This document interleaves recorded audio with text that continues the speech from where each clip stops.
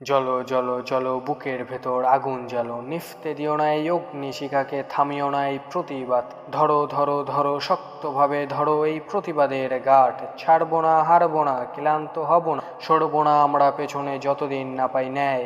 আচ্ছা, ন্যায়টা যদি ন্যায় না হয়, মানে বলতে চাইছি অপরাধের তুলনায় যদি শাস্তি কম হয়, তাহলে কি থেমে যাবে এই প্রতিবাদ, থেমে যাবে এই গর্জনের হুঙ্কার? প্রশ্নটা ছুড়ে দিলাম আমি সকলের কাছে যারা যুক্ত হয়েছে এই প্রতিবাদে। যদি আমার শোনো, আমি শুধু ন্যায় চাই না, ন্যায়ের সঙ্গে আরো কিছু চাই, আর ন্যায়টাকে ন্যায়ের মতো করে চাই। যারা অপরাধ করেছে তার শাস্তি যেন আরো 10 গুণ দেওয়া হয়, তাও জনতার সামনে লাইভ।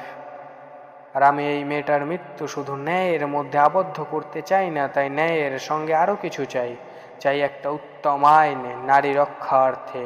আর মৃত্যু তো নিশ্চিত, কিন্তু কতদিনে কিরকম ভাবে তা সুনিশ্চিত করা হবে যে সে কতটা জঘন্যতরভাবে অপরাধ করেছে। আমি তো চাই এই আইন পাশ করাতে আর মেয়েটাকে ন্যায় দিতে।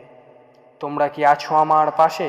তবে হাল ছেড়ো না, প্রতিবাদ থামিও না, গর্জনের হুঙ্কার থামিও না, নিভতে দিও না ভিতরে জ্বলতে থাকা এই অগ্নিশিখাকে। আমি চাই পরিবর্তন, আমি চাই পরিবর্তন, আমি চাই নারীদের স্বাধীনতা দিতে।